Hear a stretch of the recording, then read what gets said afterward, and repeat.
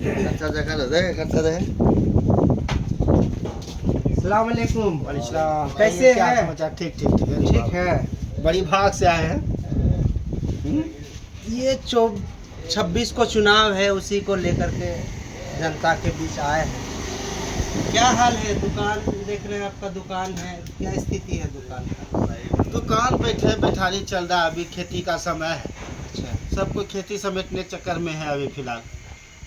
और आप यानी जानिए रोजगार सही रूप से नहीं चल पा रहा है, उतना खास नहीं चल पा रहा है। बेरोजगारी का आलम में जी रहे हैं। बिल्कुल, हाँ ये तो है। युवा है बेरोजगार बैठे हुए हैं। क्या अभी चुनाव है, केंद्र का चुनाव है, केंद्र की सरकार को बदलने की बात हो रही है। एक तरफ जो है एनडीए है, एक तरफ जो इंडिया गठबंधन है। तो अभी इंडिया गठबंधन के तरफ से जो है मैनिफेस्टो आया है, तो उस मैनिफेस्टो में हम कुछ आपसे सवाल करेंगे, जो कि पूछेंगे कि इंडिया का जो है 25 मुद्दे हैं, 25 मतलब 5 मुद्दे हैं, 25 गारंटी है, उसी के विषय में पूछना है। और 10 साल का जो कार्यकाल रहा है भाजपा सरकार की, तो वो कितना पब्लिक के लिए रहा और क्या फ़ायदा मिला उससे, थोड़ा सा सही रूप से बताइएगा, क्योंकि आप युवा हैं, आप सारी चीज़ को जानते हैं। और कहीं ना कहीं युवा ही इस देश का भविष्य है। तो ये किस जगह है? ये गिदरमारी है। कौन सा पंचायत है ये? ये सुखासन पंचायत गिदरमारी चौक, कौन सा विधानसभा है? बराड़ी विधानसभा। बराड़ी विधानसभा। लोकसभा से अभी मौजूदा सांसद 5 साल का जो कार्यकाल रहा वो कैसा रहा? वो खास नहीं रहा। क्या है सांसद जी का नाम?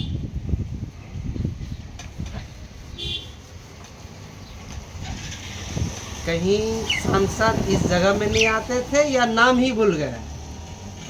कभी आईबे नहीं किया तो हम लोग को क्या जानकारी होगा कौन सा चेहरा सांसद है? अगर आ जाए अभी तो चेहरा से भी नहीं बता पाइएगा कि ये 5 साल का सांसद था। नहीं, कभी आया ही नहीं तो पता कैसे चलेगा? आया ही नहीं। कभी देखा भी नहीं। देखिए, सोशल मीडिया का जमाना है, हाँ, मोबाइल पे भी उतना नहीं देख सके। अच्छा अच्छा। और कभी 1-2 बार देखे भी तो जेहन से नाम उतर रहा है कि कौन है।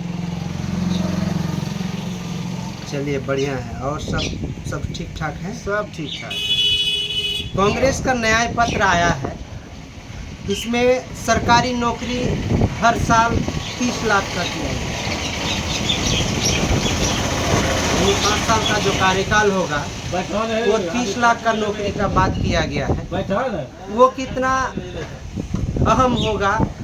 और आपको क्या लग रहा है कि ये जो 30 लाख सरकारी नौकरी, एमएसपी पर कानूनी गारंटी, न्याय, नारी न्याय, यानी सरकारी नारी में महिलाओं को 50% की आरक्षण, महंगाई पर दामों की नियंत्रण करना, मणिपुर में जो अशांति था उसको जो है शांति बहाल करना, लद्दाख में जनजाति क्षेत्र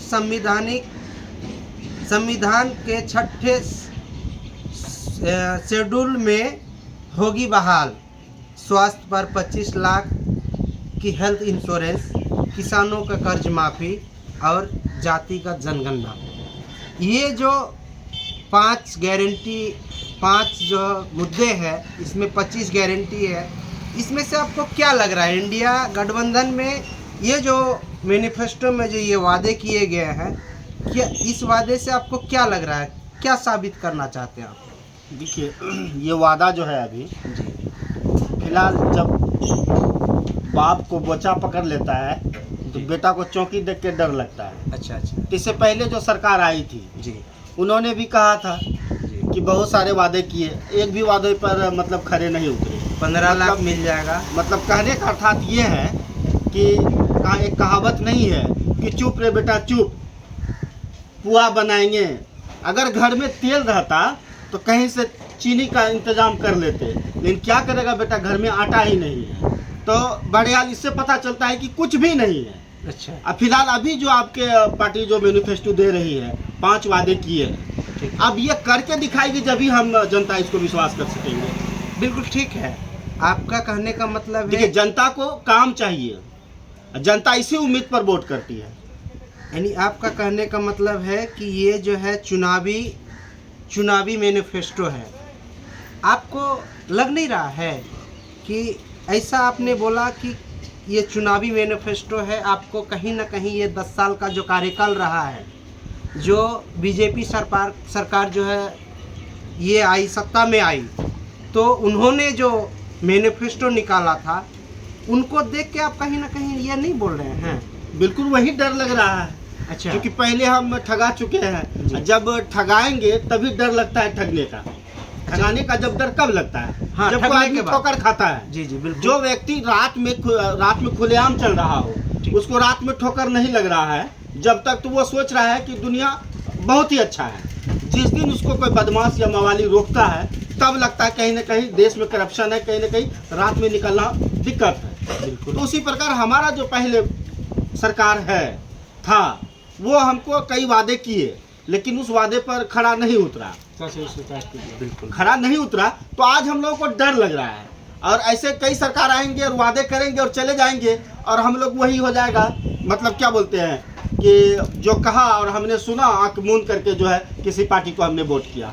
इससे यही साबित हुआ कि गुज़श्ता 10 सालों में ये हमारे भाजपा सरकार, केंद्र में जो सरकार बनाया, यानी जो उसका चुनावी मुद्दे था, वो कहीं ना कहीं दिख रहा है कि पब्लिकों में एक आक्रोश है, और वो धरातल पर जो है वो मुद्दा को नहीं ला पाया, यानी वो मुद्दा पर काम नहीं किया, मैनिफेस्टो के आधार पर काम नहीं किया। अगर किया होता तो आप ऐसा बात नहीं बोलते। आप एक चीज़ बताइए कि सरकार ने बोल के आया था कि हर जनधन खाता में 15 लाख रुपया दिया जाएगा, क्या आपको मिला है 15,000? ये देखिए, ये हम जनता को लॉलीपॉप थमाया है। जी बिल्कुल, भली भांति हम लोग जान रहे हैं। बिल्कुल। सिर्फ जैसे आपको पहले कहावत किया कि शांत हो जाओ बेटा, घर में अगर तेल रहता तो आटा का इंतजाम कर लेते। क्या करेगा बेटा, गुड़ ही नहीं है तो अनरसा बनेगा कैसे, मालपुआ बनेगा कैसे? इससे पता चलता है कि तीनों चीज़ नहीं है। इसी चीज़ को फिर से हम दोहरा रहे हैं कि पहले जो सरकार कांग्रेस 70 साल से अपने कार्यकाल को चलाया, उस वक्त तक बहुत ही अच्छा चल रहा था और सभी को बराबर सम्मान मिल रहा था। जब से बीजेपी सरकार आई, तब से हम लोगों में जो एक बंटवारा है, हमारी जो भाईचारा है, उसको मतलब ध्वस्त करने का काम किया है। हम जब मुहर्रम मनाते थे तो वो मेरे साथ हुआ करता था, हम जब ईद मनाते थे मेरे साथ हुआ करता था, वो जब दशहरा मनाते थे, काली पूजा मनाते थे, छठ मनाते थे, तो हम लोग साथ मिल करके मनाते थे।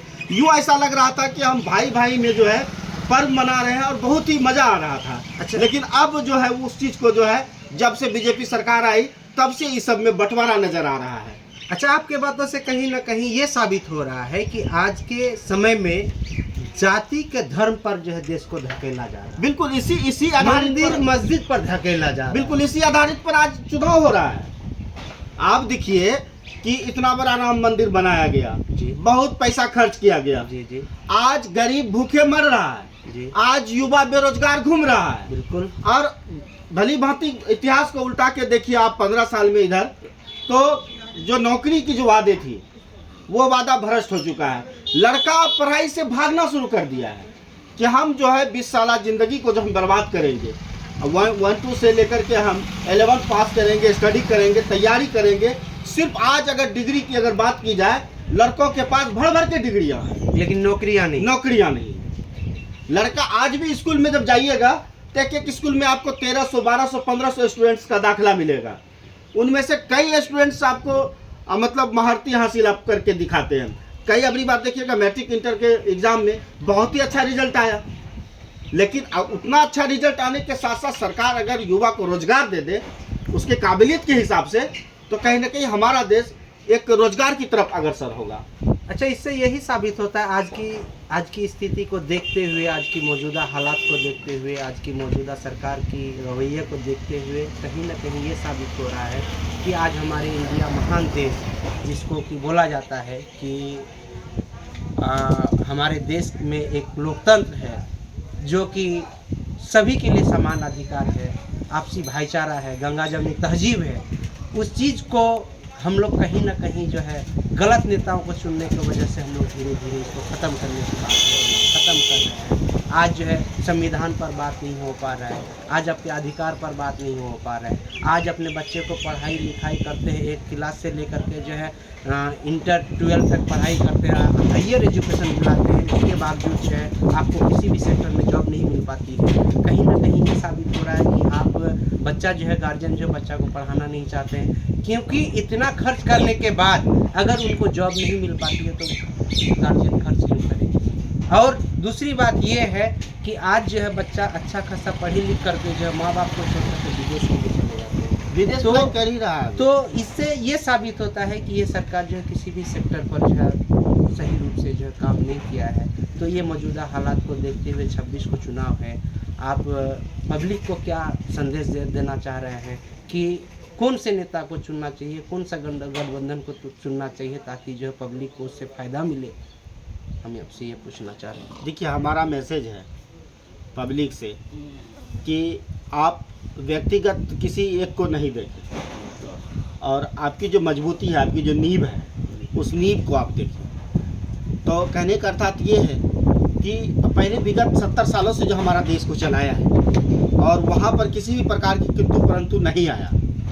आज भली भांति देख पा रहे हैं जितने भी आपराधिक मामले हैं वो कहाँ है, आप इस चीज़ को भली भांति जानते हैं, हर एक इंसान जान रहा है। जी जी। और हमको जो है चुनना है तो एक अच्छे कर्मठ लोगों को चुनना है, शिक्षित लोगों को चुनना है, एक अच्छे हाथ में अपने देश को देना है, एक अच्छे लोगों को देना है, ताकि आने वाला जो भविष्य है हमारा, आने वाला जो कल है वो हमारे लिए उज्जवल भविष्य बने। देखिए, आज एक बात जहन में आ रही है हमारा कि आज शिक्षा का जो स्तर है वो बिल्कुल गिरा चुका है। अभी आप स्कूल में जब जाएंगे तो देख करके देश पर आप रोना शुरू करेंगे, स्कूल को देख करके देश पर रोना शुरू करेंगे कि कहीं ना कहीं स्कूल का जो स्तर है, शिक्षा का जो स्तर है वो काफ़ी गिरा चुका है। ये सरकार का इसमें कोई दोष नहीं है, इसमें हम पब्लिक का दोष है। हम चुन किसको रहे हैं?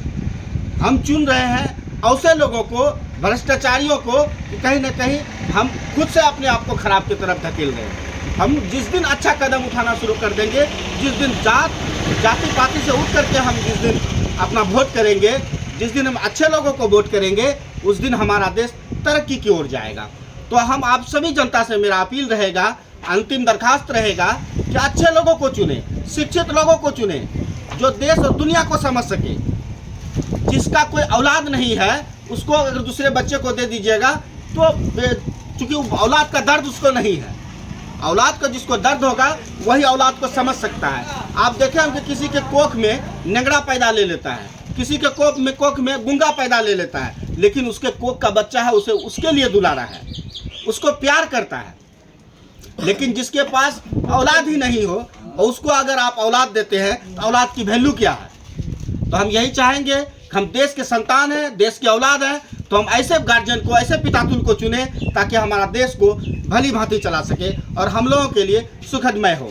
और आज हम युवाएं जो है बेरोजगार होते चले जा रहे हैं, दिन पर दिन हमारा देश महंगाई की ओर चला जा रहा है, तो इसको नियंत्रित कैसे करेंगे? हम लोगों को एक अच्छे नेता, एक अच्छे लोगों की ज़रूरत है। तो हम अंतिम आप लोगों को यही मैसेज करना चाहूँगा कि अपना सोच, अपना बुद्धि, अपना विवेक के साथ वोट करें। थैंक यू, धन्यवाद, जय हिंद, जय भारत, थैंक यू। चलिए, आपने बहुत बेशकीमती वक्त दिया, इसके लिए धन्यवाद। चलेगा।